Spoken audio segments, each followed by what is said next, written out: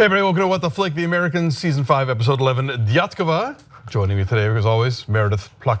Yes. And Alonso Duralde, yes. Which is, I got nothing Eastern European. I know, I finally learned how to pronounce my Eastern European last name. It sounds so much better than Placko. I should just go by Placko. It's kind of sexy, yeah. Right? You might think about it. I think we'll do that. So this almost struck me as like a bottle episode, you know? Like those episodes where it's just this kind of discreet, contained thing that doesn't really carry into it. And I mean, yeah, we get some stuff, some discussion of Pastor Tim and about Henry's schooling. Whatever, but the A plot here, the pursuit of this woman that they're trying to find who disappeared after World War II, kind of feels like not something. It's certainly never been referenced before. We may never hear about it again, but it's just sort of this encapsulated mission that sort of illustrates what they do, how dark it can get, and maybe that they're kind of ready to stop. Yeah, and I feel like this was almost necessary for the way this season has been meandering down this path. There's been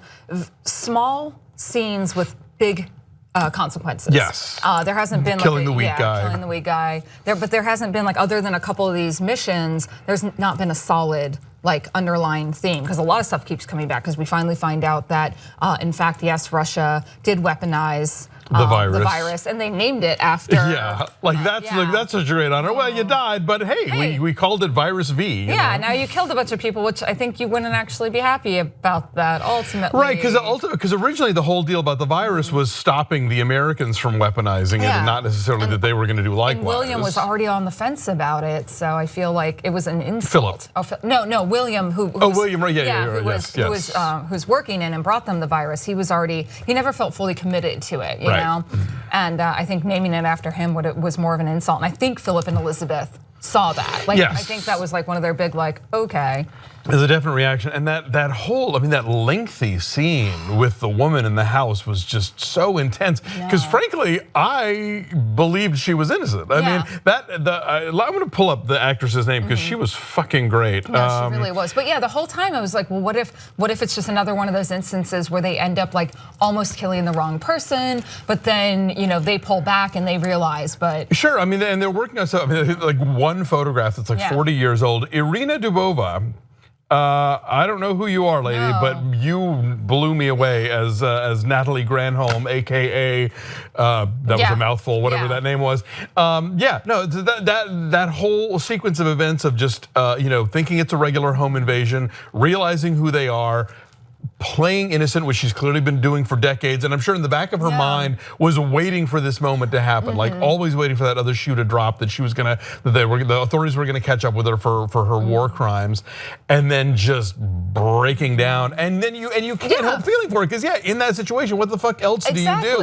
Either you also get shot in the head and get thrown in the pit, or you have to collaborate, and so it's and that's something we in the last 15-20 years have been learning a lot about, coming out of World War II and even Vietnam and these gray areas, these stories of people who do terrible things just to survive. Sure. And the way we punish people, it makes me question, yes, obviously the punishment does need to fit the crime, but you have to look at it in context. Yeah, war itself is so despicable. If people are forced to commit despicable acts, under somebody else's order. It's not like she woke up one day and was like, I'm gonna go do this. She was under duress, I mean, plain and simple. But, ultimately Elizabeth kept her promise that Philip would not have to kill again. Right. She did, but it took a huge toll on Elizabeth. Yeah, just the shot of them in the car and all right, we're done. We're done. Let's go home. Yeah.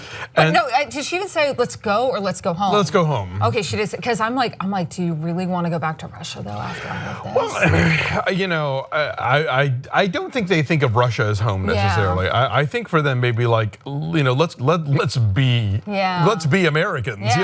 Let's just live here and not do this anymore. And I'm sure the last season is going to be kind of this is like the mob. You don't really leave. You don't really get to retire and go to a dacha somewhere. You have to you fall in the line of duty or you just keep doing it. And so I would like to see them actually try to leave Soviet Russia. But I also feel with next year, I think it might ultimately end with the election of Gorbachev. Well, yeah, exactly. I mean, I think history is sort of on their side if they can hold out through this current, early '80s period. Yeah, if they can get to Glasnost and Perestroika, they're kind of home free in a way, But and I know I say it a lot, but holy shit, Margot Martindale, like just can pop in with exposition even and just is so great. I know, so I think she's amazing. I love her so much. So. Henry at the FBI. Oh my God! And so we get the mail robot. Yes, which is so nice. Which all boils down to Martha and Philip in the first place. I know that was just kind of a fun confluence of things,